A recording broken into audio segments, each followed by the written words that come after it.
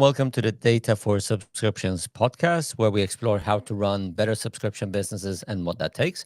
I'm your host, Berat Banyan, and today I have the pleasure of welcoming Florian, CEO of a P2S management consulting firm, to the show. Welcome, Florian. Hi, Vedad. Thank you. So today we're going to speak about how to get started with as-a-service businesses in B2B hardware industry. Before we jump into the topic, for anybody who has joined this live event, you can ask your questions and add them as comments in whichever platform that you choose to participate via. We'll make sure to pick up any other questions during or at the end of the show. So with that said, let's jump into the topic. But I would love for you, Florian, to just give us a bit of an introduction about yourself first. What led you to where you are now leading and heading P2S? Oh, big question. Where to start? Well, yeah, I'm Florian. I'm half German, half French, living in Brussels, so a little bit of everything and nothing at the same time. Where did my journey start? It started back at university, in fact. 6 years ago, when I studied, I participated in quite some consulting projects. One of them was in the logistics industry, and we were tasked to research what are business models that are sustainable on one side, but also profitable on the other side. And this is where I came across these subscription and as a service business models. And I was fascinated by these topics and decided to write my master thesis about subscription models in the manufacturing industry, and more specifically focusing on what are the challenges to overcome when you want to develop your own subscription business model? So challenges related to the financing structure, the pricing mechanism, the clauses that need to figure in the contract, the compensation model for your salespeople, etc. And so what was very interesting is to see all those challenges and how some of the leading companies such as Rolls-Royce, Atlas Copco, Signify, Xerox, Hilti have mastered their transformation journey, and to learn from their best practices, learn from their to-dos and not to-dos also on how to structure such a transformation journey. And this then led to the birth, let's say, of P2S standing for products to subscriptions. And what do we do at P2S? We help manufacturers out there of physical pieces of equipment, of machines. We help them innovate on their business model away from this transactional product sales business model towards a recurring revenue, recurring subscription business model. So this is our mission at P2S. Gotcha. We want to speak as a service today. It's been a topic for more than 10 years, as far as I can recall. But we see an acceleration when it comes to as a service businesses today. What has changed? Why is that from your perspective, Florian? Yeah, it's a very interesting one. That I think we definitely see an acceleration in the adoption and the development of as a service and subscription-based business models in, let's say, the manufacturing, the physical world out there. I think the main reasons are, we can look at it from a manufacturer point of view and from a customer point of view.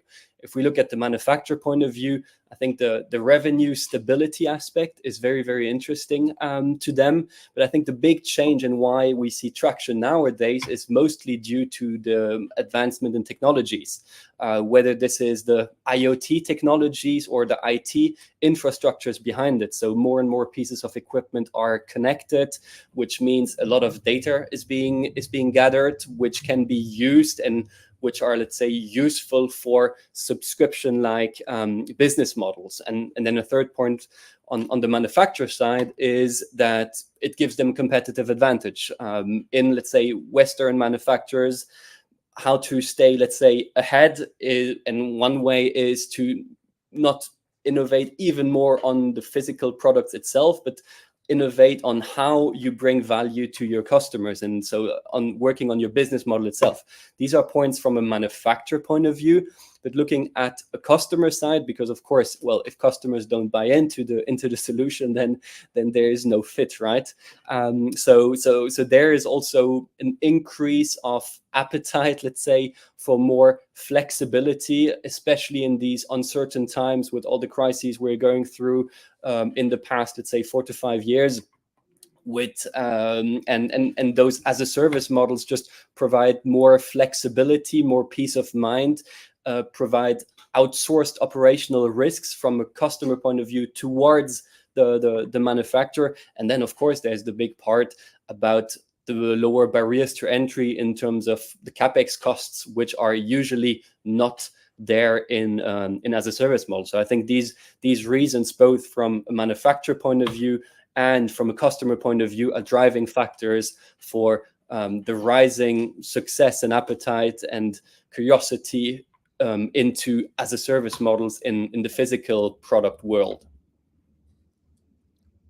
Why don't we look at some of these specific pockets that you are seeing now more movement versus others? I know one of the spaces you're pretty active in is the energy sector. And we start talking first about what is the primary driver when we look at the energy sector, and then be very specific about what pockets we're speaking about, what type of companies even. Yeah, the energy sector is definitely very interesting, and why the as a service models work so well is thanks to the energy efficiency gains that these newer pieces of equipment bring to the table. It just makes sense to subscribe to a long-term, let's say, plan contract where energy efficiency is being managed from a provider point of view for the customer. And there's plenty of different industries. I mean, the HVAC industry, so heating, ventilation, air conditioning, cooling equipment as well, are great examples. There's a company, Energy Partners, based in South Africa, which are doing very well with cooling as a service, and so it's great to see that in different regions in the world, as a service models are thriving. But looking also at here in Europe, Signify, so Philips in 2016, when they did the split of Philips into, say, the healthcare part and the lighting part, Signify, the light as a service model works very well, and so it works. Why? Because the new LED lighting have much more energy efficiency compared to traditional lamps, and so the energy efficiency part plays a crucial role in as a service model, or let's say a multiplying and accelerating factor. Plus, you don't have to invest any capital upfront. So in many cases, it's just a no-brainer for customers to buy into such an as a service contract. It's interesting when you mentioned HVAC, like heating and cooling. We know, for example, one of the situations that occurred with the pandemic was that in Europe, at least, it was quite clear that there was significant issues with how to solve for heating. Off the back of that, we actually see from our vantage point as well, companies that are providing solutions, not necessarily driven by as a service. It's actually not at all the question here. The primary issue is, how do we solve for heating for consumers, people, or even small businesses? Then you're looking at solutions or products that are quite expensive. And one of the ways to mitigate for that is that you can solve for the upfront investment by then providing an as a service model instead. Yeah. But what I think is, from that, what I think also is another angle that expands on it is, you have customers in more, let's say, developed parts of the European Union, where they're more looking for an outcome. So they're not so much interested in looking at a specific cooling or heating system. More so, they want an outcome, which could be like, I want to have a certain degree in my house, and they're willing to pay for that certain degree in my house. Is that something that you see, and you maybe even have projects that you've been working on similar initiatives? 100%. I mean, makes me think about a project that we worked on in the ventilation industry. So it was not even with a manufacturer, but with a distributor of ventilation equipment. And what was very interesting, the first thing that we do every time we do a project is we go out to their clients to ask them about kind of what are the pain points that they experience, what do they want, what do they suggest to be improved. So kind of give them the pen, let's say, of how their ideal solution would be looking like. And I mean, if we're being completely honest with ourselves, no one cares about the ventilation system itself, right? What we want is we want clean air. We want to breathe clean air. We want to have to just be in pleasant climate, let's say. And so what was very interesting is the value proposition completely changes from we ship boxes and we sell a ventilation system to you, and then we're going to be very happy because we're going to sell you a filter afterwards in 6 months' time, towards, hey guys, we're going to guarantee you a pleasant air quality. And so there the value proposition was that 95% of the time the air quality stays below 900 ppm, which is let's say the CO2, the particles level in the air, which is a proxy for the air quality. So I think what's very interesting is you go away from this, you sell something that is important to you as a manufacturer, the ventilation system itself, towards you sell what your customers actually want. So you go towards those outcome-based models. And what I think the most beautiful and fascinating thing about as a service in these subscription-based models is this change in incentives.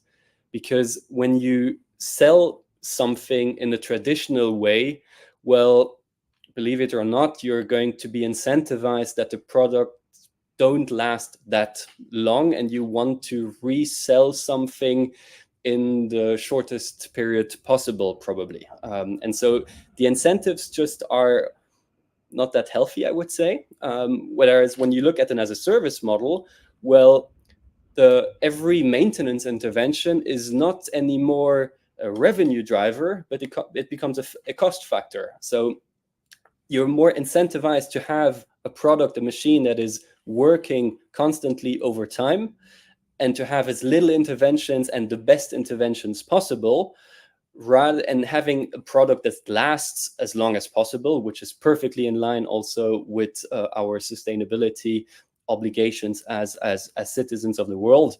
So it just makes purely sense. And once customers start understanding that this is just a business model of the future that just makes sense, not in all cases, of course, but in some cases, I think this is where kind of the click happens.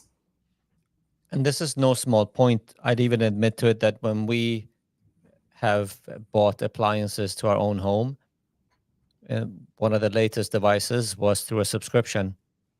And that model has completely shifted, because if you take some of the appliances for home, they have unfortunately been built according to the description that you made, that you might have to buy a new one within 5 to 8 or 10 years, whatever it might be. Unfortunately, on the lower range, even by some experts claim. Now, with the subscription model, the manufacturer has a totally different incentive. And it's again driven by economics, but there's nothing wrong with it. But it actually means that you get a product that works and lasts longer. It provides a higher lifetime value for the provider. And as a customer, we were at least very attracted by the fact that we can have a product that lasts longer, which also does, aside from doing the job, it also is good for the environment, of course. So that's a great point. I want to move on to, and I know you work in many different pockets, and there's so many exciting cases that I want to kind of get out from you during our conversation. So the injection molding industry is one other space that I know you work with. I'm not sure everybody knows even what injection molding is specifically. So why don't you just explain quickly what it is, and what shifts have you seen in this area? Yeah, the injection molding industry is very interesting. Perhaps just before going into injection molding, I just wanted to make a point about the different types of as a service models, because when one thinks about as a service models, they either think about software as a service, or they think about the pure equipment as a service, the complete machine as a service. But there's a lot of in-betweens, in fact, and we see, let's say, 4 major categories. There's equipment as a service, there's software as a service, but there's also in-betweens, one of them being components as a service, or also consumables as a service. So these are 4 things. And of course, if we take now injection molding, where for instance plastic bottles are being produced, so it's the mechanism of producing a bottle, so pouring some material into a machine, which then produces something that comes out of it, which can have a lot of different forms, materials, etc.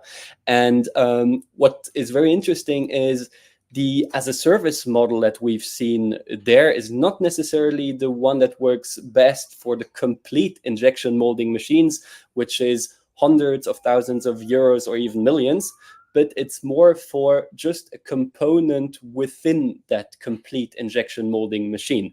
So the heart piece, let's say, that does the magic, it turns out that subscription models as a service models are working better for this part, which is the one that has the most tear and wear and needs to be switched out from time to time, rather than the big piece of equipment that stays there for 15, 20, 25 or even more years. So I think it's very interesting for the people that listen to us, if when they go into their own company and think about, okay, how do as a service models could look for us, don't only think about the pure equipment as a service model. Also think about components, also think about consumables.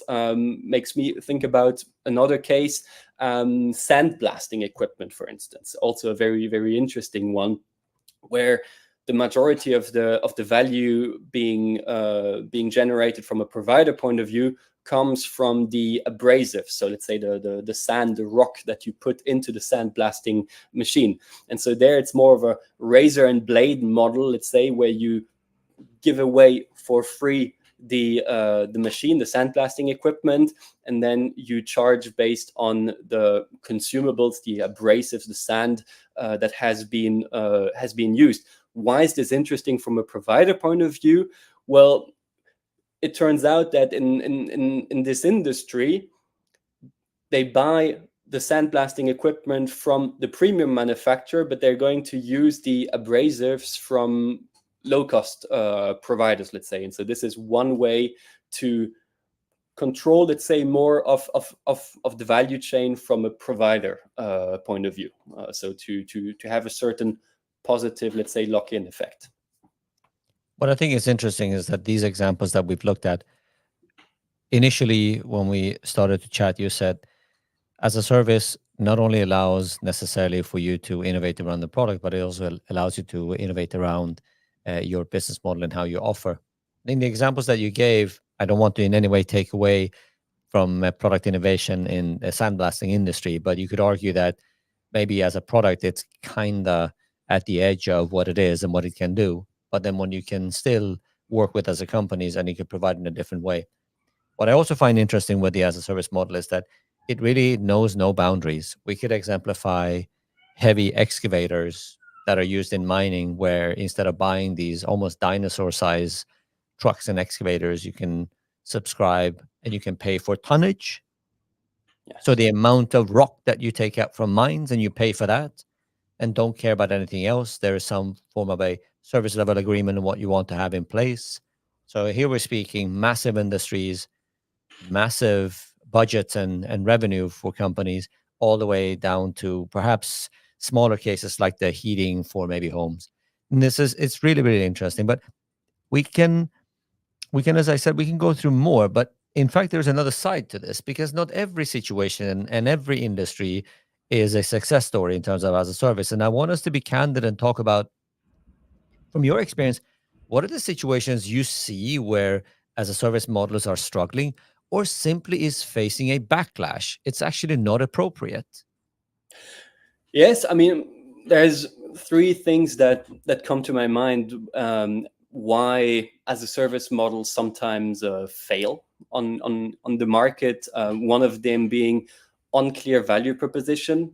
The other is there's the TCO, so the total cost of ownership is unclear, is not transparent. Customers don't calculate it in a proper way, so there's no comparison. And the third point, which is a very important one, is customers are just not used to purchasing as a service. It's in the procurement department, you don't know how to account for an as a service, let's say, offer, and then you stick to, well, we're used to doing capex, so please do a capex offer. So what I meant, coming back to the first point, the unclear value proposition, Makes me think of a case we worked on. So in the compressor business, let's say the compressor business, there was a company that had so many different offerings. So there was a rental, a short-term rental, there was a long-term rental, they had a lease which they offered for the piece of equipment, they had a capex, a traditional capital expenditure model, and they had an as a service model. The thing is, so they had, for the same piece of equipment, they have had 5 different ways to offer it to their customers. The issue was there were so many overlaps, and so it was once confusing for the customers, but also confusing for the sales representatives to pitch the nuances of the different offerings to their customers. So I think when you're getting started with as a service models, try to make sure that you don't have too many internally competing offers, so that it's crystal clear what the differences between as a service and capex are, and that perhaps there's not 10 variations in between of different rental and leasing mechanisms. So this is on the value proposition, for me, needs to be crystal clear. The second point was on the total cost of ownership. The fights, let's say, start between providers and customers when you discuss about what should be included in the total cost of ownership calculations and what should not be included, and especially of who you talk to, because an operational manager might have different incentives than the finance manager versus the inspection quality person that works within a company. So I think it's very important to be crystal clear on the total cost of ownership calculations. What we always do with our clients is, instead of letting the end customer do their calculations on their own, you do the calculations on their behalf. I think Signify is a very good example how they do the light as a service offerings, where they first do an analysis of the current situation with energy prices, how much it costs, with how many lumen are necessary, so the brightness, let's say, level are necessary, and then they prepare an offer and they make it black and white on kind of how much are you going to save with the as a service offer versus the traditional capex offer, and then it's easy to compare for customers. So this was the second point on total cost of ownership. And then the third point about the procurement or the purchasing of as a service offerings, there is a huge deal of work which needs to be done on helping customers on their procurement process, because on their side, as I said, in most cases, they have a capex budget, they have an opex budget, and they cannot just simply take from one budget to another. Sometimes it's different teams that are responsible for them. So you really need to, and sometimes not sit with the procurement department, but to go directly to the CEOs and CFOs of a given customer to discuss these new as a service offerings. And I think most importantly, to make them understand and to explain the added value that comes from switching the incentives. And for me, this is the most important factor is in as a service models, you're fundamentally changing the way you do business and fundamentally changing the incentives. And the old-fashioned incentives are not true in an as a service business model. Florian, let's go through the different phases of the as a service business transformation. And what I would like to do is that we approach it almost like a guide or a playbook when we have this discussion, so we can make it extremely practical off the back of course, the success scenarios that you shared and how to avoid some of the situations where we fail. What is the first phase? I think the first phase, when a company, a manufacturer wants to start thinking about subscriptions, the first step would be to read about what exists out there. Then it would be to talk internally with your colleagues about how would they envision an as a service model. And I think what's probably, if you ask 5 colleagues within a company, you will get at least 5, if not more, different answers of how they envision an as a service solution. So as a service really has no limits, no boundaries from an imagination point of view, let's say. And then I think what's very important is to start going out to your customers as quickly as possible, and to not have this, let's say, traditional manufacturing approach where you think, okay, we know best what our customers want. Let's lock ourselves in for 6 months and let's prepare an amazing value proposition to our customers and then cross fingers and hope for the best that it's going to sell. We would be always going the complete opposite approach. So first thing is go out to your customers, question them about what they like about your offerings, what they don't like about your offerings, what could be improved, and work on those improvement areas and how as a service models could help alleviate those pains of customers. And then based on that, you take this feedback, you draw a value proposition, you draw a term sheet. It's a simple 2-page document, no need for any fancy PowerPoints, final offers. Go out, take a term sheet with how would the financing look like, how would the payment look like, how would the risks look like, what are contractual clauses that would be included, what would be the duration of it. So really prepare a 2-page term sheet on what would be the value proposition towards end customers, confront those those customers with it that you previously talked to, and they opened up their heart about their pain points. Go out to them again, show them your as a service idea, and don't work on only one. You can work on 2, 3, 4 simultaneously, and ask them what they like best. And so you have certain feedback loops there on really co-conceptualizing your as a service offering together with your customers. I think this is the crucial thing, and this is what we do with all our clients, what we call the chapter 1, which is co-conceptualizing and finding a concept market fit, a subscription value market fit of your own subscription models in plural, because there can be several ones. Gotcha. So with that in place, we have a concept market fit or product market fit. What's the next step? So what do we do tomorrow, basically? How do we start building this?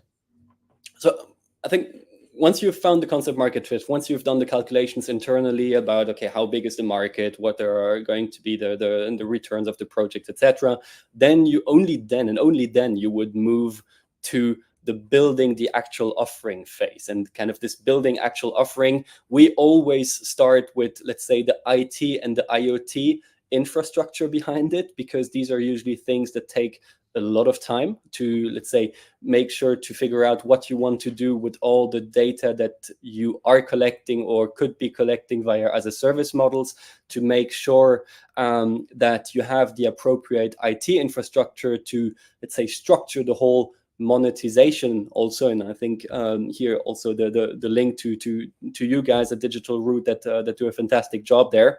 And so the IT infrastructure is one big block. Then there's another big block which is working on your bundling and pricing. So what are the actual offers, the packages that you're going to develop and present to your customers with the actual price points, so creating a calculator behind it. Then you would also be working on the financing structure that exists, and the insurance mechanisms, so how to manage the risks, and then of course the legal documents. So what are contractual documents that are needed? But all those things are very internally focused again. So the first phase is really to go out to your customers and find a concept market fit. The second phase is very much oriented, okay, internally now we need to get ready and we need to build, operationally speaking, our offering. So this is what we would do in the second chapter. Gotcha. I think from our experience, Florian, I'm happy to hear that you said that you guys look at the IT infrastructure and IoT, and furthermore into figuring out, at least have a plan for the data that we capture and what to do with that data you refer to as data monetization. I want to actually play this back, is because, again, keeping it candid, I think a lot of speakers in the market, it's appealing to say, start small, start in a corner, get going, test your way forward. I think it's a fair advice, but I don't think necessarily in reality it really holds water. And I'll explain why, and I'd love for you to challenge it if you don't agree. If you're a startup, of course, go ahead and do. But the audience that you refer to, many of them have been in business for a while. You're already selling something, especially if you're in B2B manufacturing. You've been around.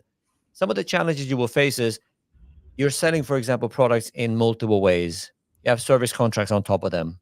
you're thinking, I'm going to send another proposal. I want to offer my services, my products in another way. You're probably offering that to the same customer base. Now, for those in the know, you would immediately understand that starts to create a problem.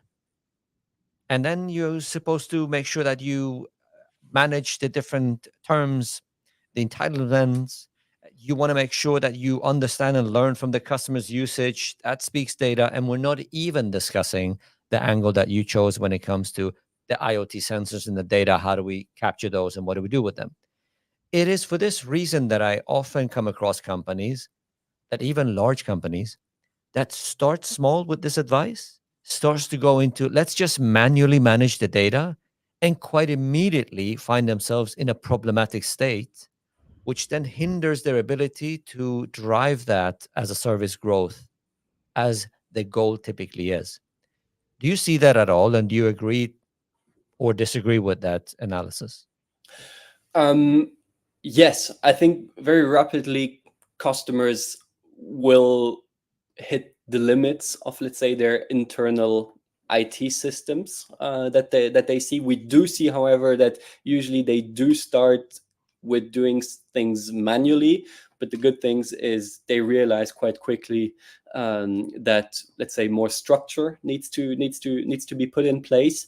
This is definitely something that we see out there on the market. But ideally, you want from the get go design it in a flexible way that you're not stuck within your world, your IT infrastructure, let's say. And I think this is also something very important what we do in the second chapter, which I didn't mention. When we build a subscription offering together with the clients, is we put them in contact with the right ecosystem partners. And what I mean by that is we have researched what are all the companies that are active in, let's say, the subscription world. So whether this is subscription management softwares, whether this is financing providers that can finance the pieces of equipment on a pay-per-use basis, this is insurance providers, this is companies that help on the sustainability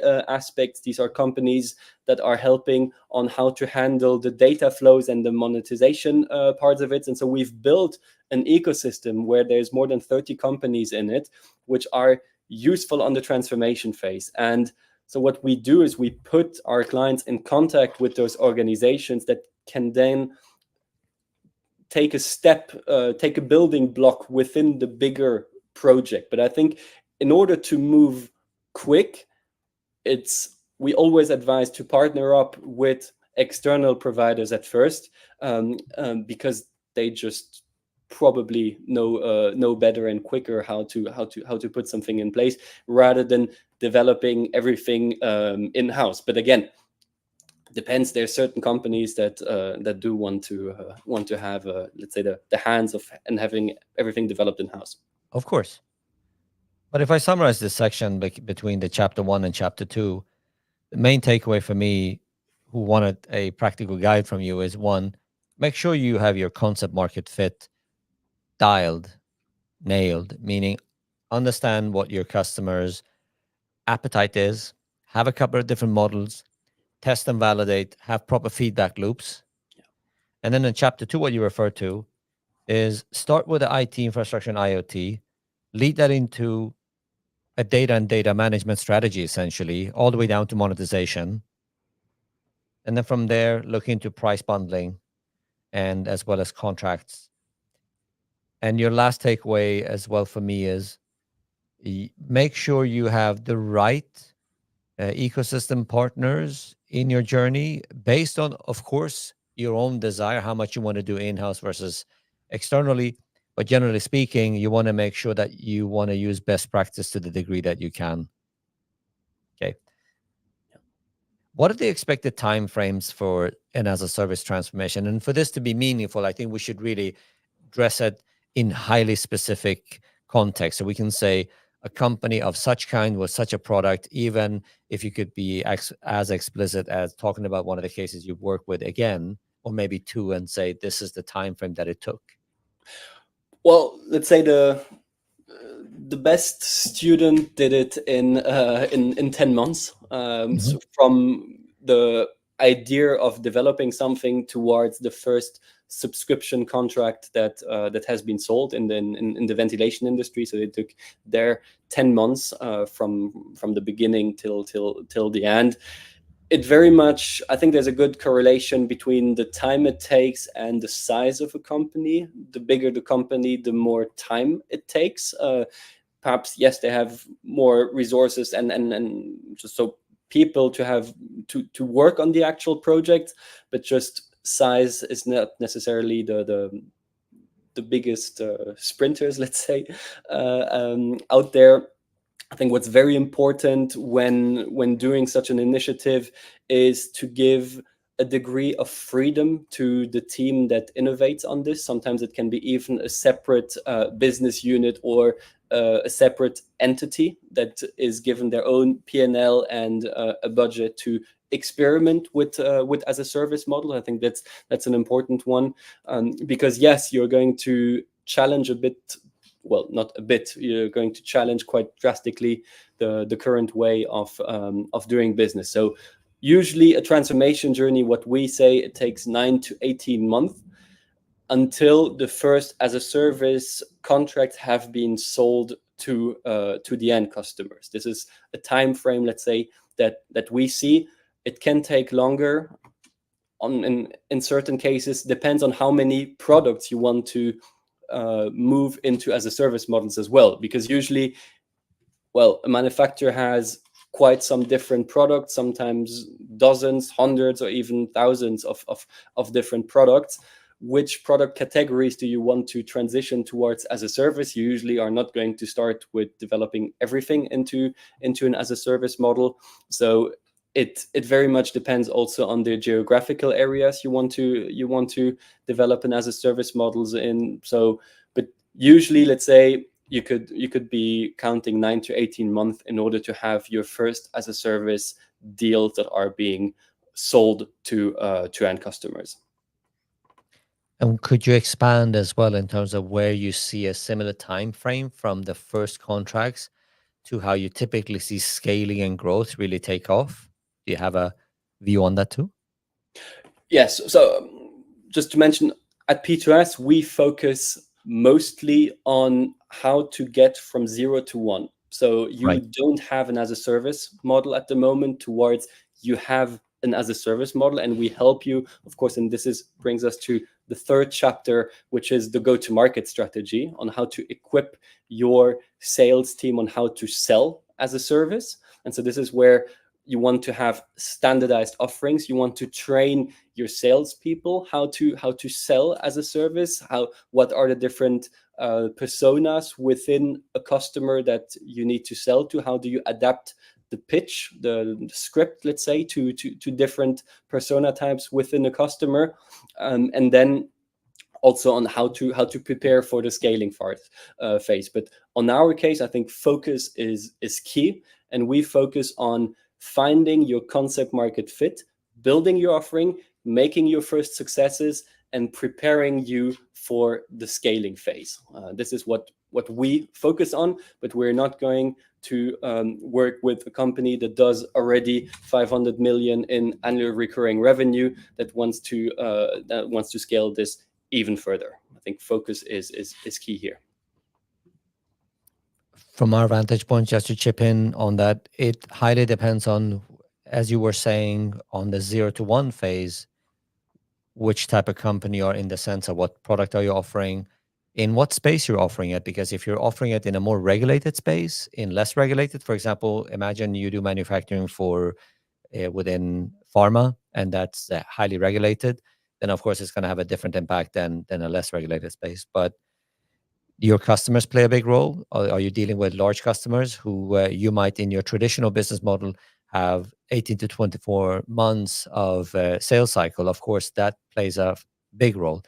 That being said, though, even in these cases, your entire approach is that you want to move it to a more rapid cycle of have a continuous kind of a dialogue. You have a different sales go to market with your as a service. So that will shift to a much more rapid one. But what we see is there could be companies where you see scaling effects within 2 to 3 years, but it can also take 4, 5, 6 years. And we haven't even spoken about the market itself, because if you have momentum and tailwind, such as when we spoke about heating and cooling system because of the aforementioned pandemic situation, that helps versus other industries. But since we're giving some ballpark in terms of what we see in our experience, that's what I would typically say. Perhaps just something to share also. What you mentioned before is there are certain legacy manufacturers out there that have been selling one piece of equipment for decades, and so their customers know, okay, the product is working in that particular way, so why change towards an as a service model? And I think the as a service models, we see it usually it's initiatives, for instance, for new product launches or for specific product categories within a company, but not necessarily for the flagship product that has been around for 30 years. And just if everything is working fine as it is, don't touch it. You don't want to enforce as a service if there is no request for as a service. I think this is very important. And also there's this, I mean, in the B2C, in our private lives, we have this subscription fatigue point, right? Where any additional subscription is just another subscription, right? So we don't want to go towards, you don't want to push too hard for subscriptions if there is no case for as a service models. That's an excellent point. I do think that when it comes to B2B, for many reasons, because it's not as fast moving as, for example, the consumer industry and what, for example, the media and content industry, where this whole subscription fatigue was first mentioned. We know that again as well, actually was raised during the pandemic period because of just for reasons of people being at home, maybe realizing that why am I having 10 different subscriptions and what am I really paying for? You mentioned something important in the beginning of our discussion that applies regardless of what type of customer that you're dealing with, be it the end consumer, you're speaking content and media, or you're speaking heavy manufacturing equipment. You need to get the price value ratio right. You mentioned that you get certain things wrong, such as you don't have a proper total cost of ownership. You exemplified companies that are able to provide this is what it costs you if you go with traditional capex versus if you go with as a service. Then one shouldn't forget that as a service is a means to, it's not necessarily a solution to. If you don't have your value price equation right, it's not going to automatically get fixed by as a service. It just, the problem just shifts to another place. The uh, the takeaway that I also wanted to highlight as we were discussing your 0 to 1 approach, and then we spoke how long does it take for scaling, which is when the business really takes off. One perhaps advice to send away in our discussion is many companies wait until, oh, when I reach the point of scale to make sure that I have the right kind of environment competence, the right infrastructure, be it your quote to cash or whatever might you want to call it. But one of the mistakes is don't do it too late, because in actuality, what you do is that you push your timeline to reach your growth and scaling point further down the road because of the inefficiencies that you have. This is just one learning that we see again with many of the customers that we work with. But on that note, you've shared a lot of good tips with us today in terms of how to get it right. May I ask you, what are the things, big picture again, between technology, data management, IT, price bundling? What are the 2, 3 things that you see companies typically struggle with when they want to get into launching as a service? For me, the most important one is finding the concept market fit that customers buy into. This is really the hardest part, because once your customers say yes, then all the rest, let's say you're going to figure it out rather quickly. I think whether this is the IT infrastructure, whether this is the financing part. And what we get a lot is questions about the financing part itself, and so they only see all the, let's say, potential problems or questions they could be asking. Well, the manufacturer could be asking themselves, but also the customers. I think the most important thing is finding first a value proposition that is appealing, and it comes down to the total cost of ownership in most cases for as a service model. Again, as a service model, as you said, but that is not the end in itself, is not a goal in itself. It's a mean towards an interesting offering on the market. And the total cost of ownership, and the good thing with manufacturing companies, with the B2B environment, it's rational thinking, right? So it's numbers based. So you need to show black on white, okay, this you're going to save that much, whether this is time, energy, money, whatever. But you need to be able to show what are the numbered benefits that you're going to bring as a provider to your customers, and then it becomes a no-brainer. But first, it's about finding that one before thinking about. Of course, the IT infrastructure is super important, and you should make sure that when you start it, the foundations are there, so that you can build your house in a proper way. But start with the end in mind, which is a successful offering for your customers, and then of course IT infrastructure, finding the right partners, as I mentioned, and collaborating with them, whether this is IT partners, whether this is IoT partners, financing providers. There's many financing experts that can help on how to exactly account for it in your books, with the different IFRS also standards that need to be applied or not applied. So all this information is there. Let's say we have it partly in-house, partly with the ecosystem partners. But start with your customers need to buy in your as a service idea first. Gotcha. As a final question to you, Florian, before we wrap this session up, if you look ahead the next 12 to 24 months, 1 to 2 years, what really excites you? What do you see is coming down the near road ahead? Oof, that's a tough one. There's what excites me.